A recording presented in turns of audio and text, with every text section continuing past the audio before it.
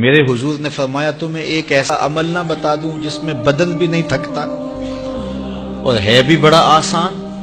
اللہ اکبر! فرمایا وہ عمل کون سا ہے؟ الصمت و حسن الخلق، خاموشی اور اچھے اخلاق۔ زیادہ بولنے سے بہتر ہے خاموش رہو۔ خاموشی میں نجات بھی ہے، ثواب بھی ہے۔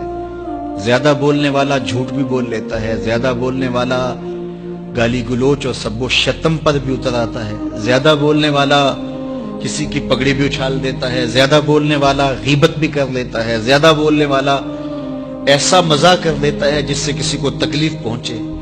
زیادہ بولنے والے سے بہت ساری غلطیاں ہو جاتی ہیں، جو تھوڑا بولے اس سے غلطیاں کم ہوتی ہیں، چونکہ انسان کے زیادہ گناہ جو ہے وہ اس کی زبان کی وجہ سے ہوتے ہیں۔ ایک روایت میں آتا ہے جب صبح ہوتی ہے سارے اعضائے بدنیاں زبان کے آگے ہاتھ جوڑتے ہیں، بی بی تو چپ رہنا، کیونکہ بولتی تو ہے اور مصیبت سارے اعضائے بدنیاں کو سہنا پڑتی ہے۔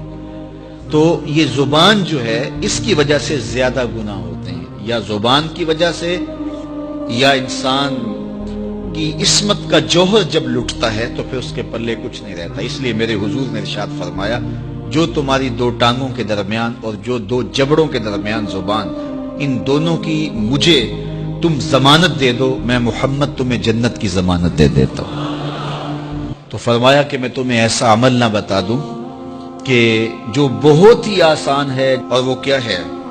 الصمت، خاموشی، وحسن الخلق، اور دوسری بات اچھے اخلاق، رویوں کی خوبصورتی۔ کسی سے ملو تو ہنس کے ملو، کسی سے بات کرو تو لہجے میں نرمی ہو، کسی کی عزت آبرو کا خیال رکھو، بڑے کا احترام کرو، چھوٹے پر شفقت کرو، مخلوق خدا پر رحم کرو، اللہ کی مخلوق پر شفقت سے پیش آؤ، رسول کریم کی امت پر رحم کرو۔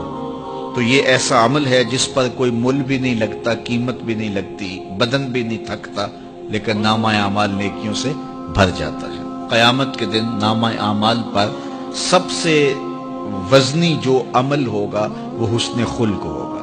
حضور نے فرمایا کہ بیہودگی اور فحش کلام کرنا یہ سب کچھ جو ہے، تو فرمایا یہ اسلام میں سے نہیں ہے، اور بہترین اسلام وہ ہے جس میں خلق اچھے ہو۔ حضور نے ارشاد فرمایا کہ جو حسن خلق ہے یہ گناہوں کو اس طرح مٹا دیتا ہے جس طرح جو مصفہ پانی ہوتا ہے، اچھا پانی ہوتا ہے، وہ بدن سے میل کچیل اتار دیتا ہے، اور جو برے اخلاق ہیں وہ عمل کو اس طرح فاسد اور ضائع کر دیتے ہیں جس طرح شہد کے اندر سرکہ ڈال دیا جائے تو شہد صحیح نہیں رہتا۔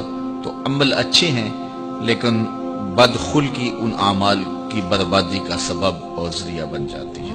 ہماری زبان جو ہے وہ ایسی خوبصورت باتوں سے مزین ہو کہ قیامت کے دن جب نامہ اعمال رکھا جائے تو حسن خلق کا وزن ہمارے گناہوں کو کم کر دے اور ہماری نیکیاں حسن خلق کی وجہ سے بلند اور بالا ہو۔ اللہ جل شانہ ہمیں معاملات کے اندر خوبصورتیاں نصیب فرمائے، رفق، نرمی نصیب کرے، معاف کر دینے کی توفیق نصیب کرے۔